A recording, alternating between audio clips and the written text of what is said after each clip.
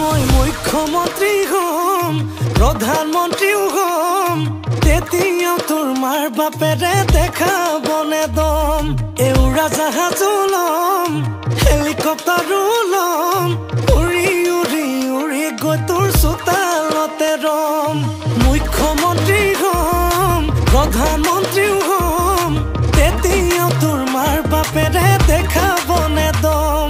এউৰা জাহাজো লম হেলিকপ্টাৰো লম উৰি উৰি উৰি গৈ তোৰ চোতালতে ৰম ভাবি ভাবি মৰিছো সপোন দেখি হাঁহিছো ভাবিলেনো কি হব